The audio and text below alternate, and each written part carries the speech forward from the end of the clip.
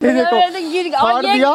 मेरी सिस्टर गिरी, ये भी गिरी, उसके ऊपर मैं गिरी और जो पर्स गिरा उसने वो उठा के लेके चला गया और ऊपर गया भी सीधे। ये भी अगर आप ना होते तो आप लोग ना होते तो मैं thank you so much. Jatashankar मंदिर बुंदेलखंड का केदारनाथ कहा जाने वाला जटाशंकर मंदिर के निर्माण की कहानी बड़ी ही दिलचस्प है। पंडित गिरिजा द्विवेदी के अनुसार यह मंदिर ववस्तु नाम के राजा ने बनवाया था। शिवम भगवान शंकर ने राजा के सौपन में आके उन्हें अपना स्थान बताया था। फिर राजा ने अपने सैनिकों के साथ उस स्थान को ढूंढा और वहाँ पे मिलने वाले शिवलिंग की विधि विधान के साथ प्राण प्रतिष्ठा करवाई थी। जय श्री राम। कैसे हो दोस्तों, स्वागत है आपका फिर से एक नई वीडियो में। अभी मैं आया हूँ भाई जटाशंकर मंदिर पे। जटाशंकर मंदिर जो हमारे बागेश्वर धाम सरकार है उनका आराध्या मंदिर भी है भाई। क्योंकि बचपन में जब मैं गांव में गया था उनके बारे में थोड़ा बहुत जाना तो मुझे पता चला कि भाई जो बागेश्वर धाम सरकार थे वो यहाँ पे बचपन में कथा करने के लिए आया करते थे। यहाँ से रास्ते में गांव पड़ता है, वहाँ पे उनका मामका है, मतलब उनके मामा का घर है, वहाँ पे वो रुकते थे और यहाँ पे आके हमेशा कथा करने आते थे भाई, पूजा करने आते थे। ठीक है दोस्तों, अभी चलते हैं हम मंदिर की तरफ। आपको पूरा मंदिर दिखाता हूँ भाई। थोड़ा बहुत आप यहाँ का देख लो। यहाँ पे आप जैसे ही हम मंदिर के पास आते हैं तो यहाँ पे बहुत सारी दुकानें लगी हुई हैं। आपको प्रसाद चाहिए, नारियल चाहिए, जो भी चीज़ चाहिए सब चीज़ मिल जाएगी। और ये देखो भाई छोटे छोटे बच्चे कितने प्यारे लग रहे हैं हेलो करते हुए। आपको यहाँ पे भाई रुकने के लिए भी है। देखो यहाँ लिखा हुआ है आराम घर, ये रहा आराम घर। अगर आप रात में रुकना चाहते हैं तो आप रुक सकते हैं, पर आपको रुकना पड़ेगा हमेशा अपने रिस्क पे, क्योंकि यहाँ पे बंदर बहुत ज़्यादा है। कैसे हो? क्या नाम आपका? दिवांश। और आपका?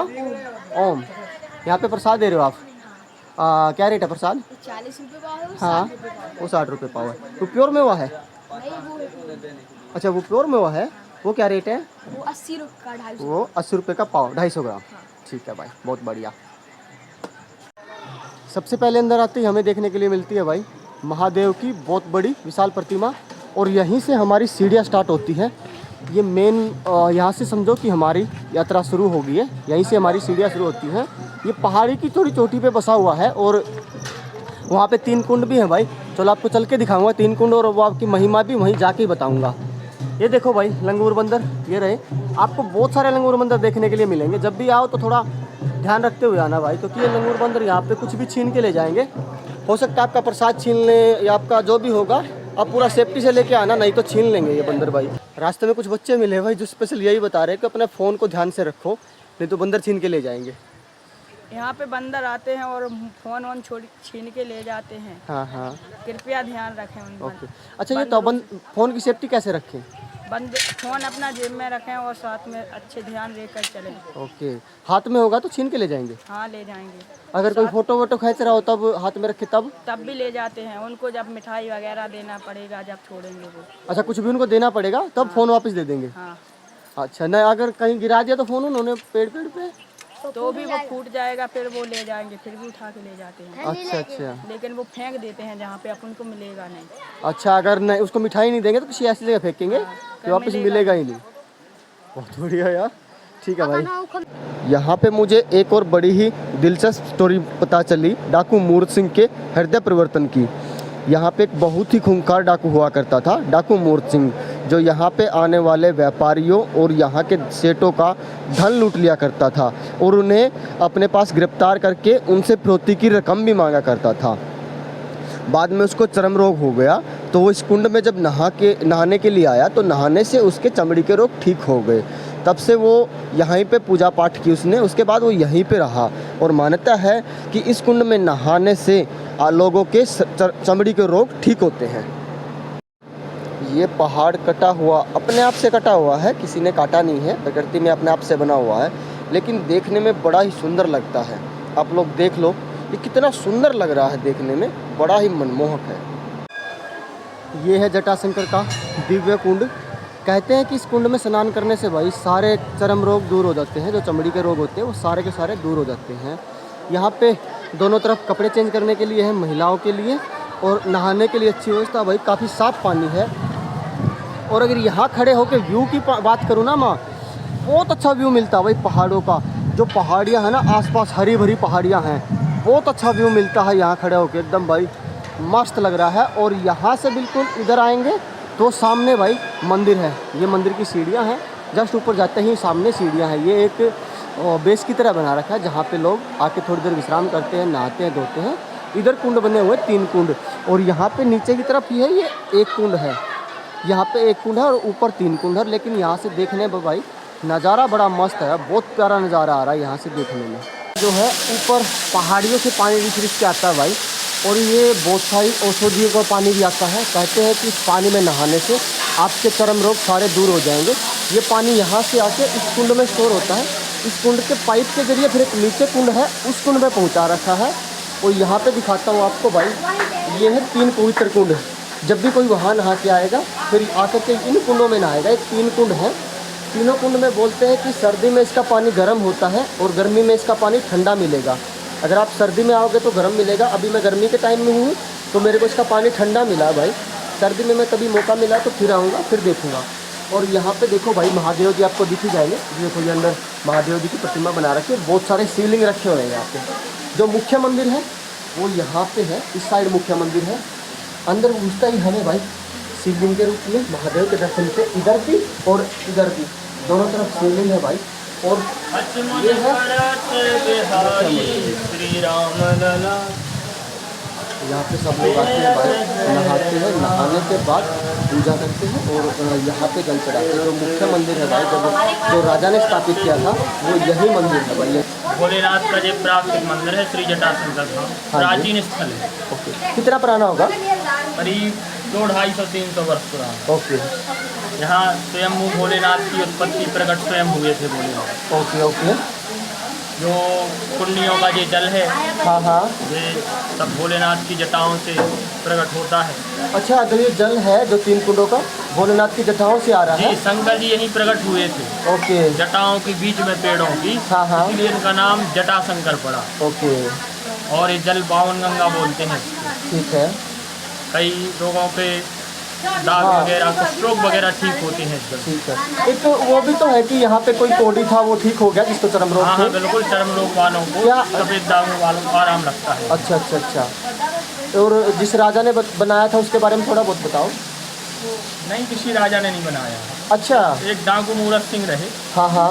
उनने जरूर यहाँ पे भोलेनाथ के यहाँ पे यज्ञ करवाई, धर्मशाला एक बनवाई। अच्छा अच्छा अच्छा।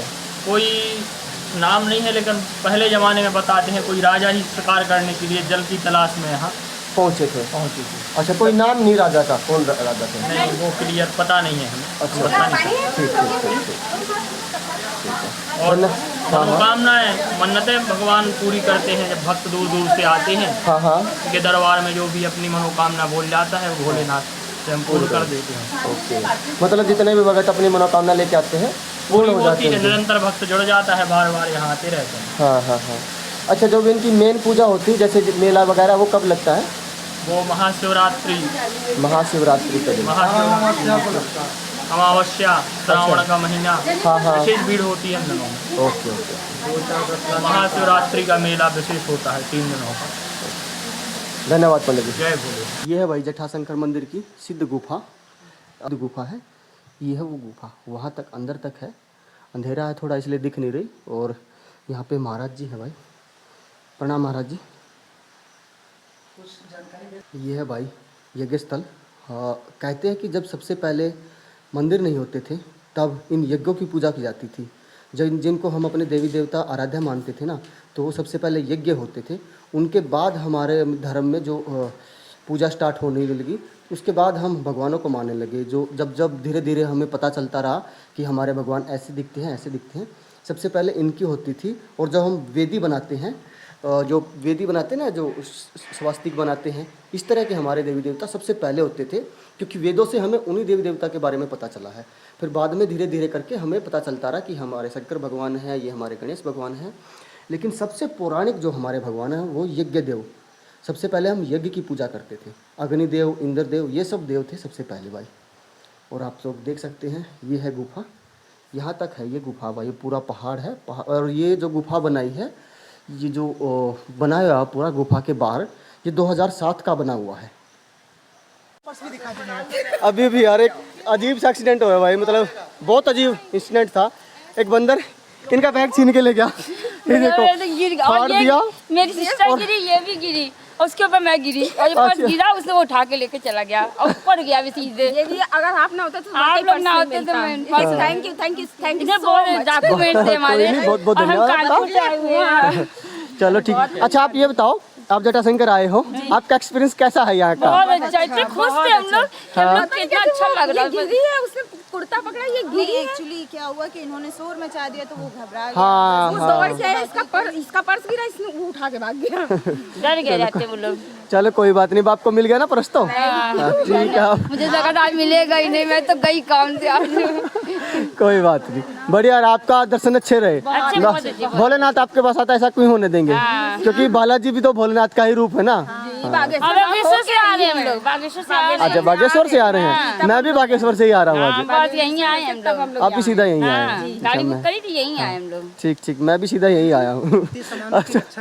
हाँ आप थोड़ा बताओ यार इनको बंदरों के बारे में कि बंदर कैसे आके। बहुत अच्छे नहीं, खतरनाक नहीं, बहुत अच्छे। एक्चुअली वो इंसान से डरते हैं। हाँ मतलब वो खाने के लिए ढूंढते, जो भी कुछ खाने का मिलता है ना इसलिए करते हैं। उनको लगा कि कुछ खाने का होगा आइटम है, इस वजह से। तो मतलब वही ना, जब भी आओ तो बंदरों से थोड़ा सेफ रह के आओ, सावधान रहो। इनका जो था ना भाई, देखो इस पे ले जाके बैठ के, पहले तो मैं उधर से गया, इधर से जाके गया, तब वो उधर भाग गया, फिर उधर गया ना, उसकी मिठाई थी छोटी सी, तो मिठाई देके तब उसका वो तब अगर यहाँ गिरे ना होते कुछ ना होता, हम तीनों एक दूसरे को लुढ़क गए।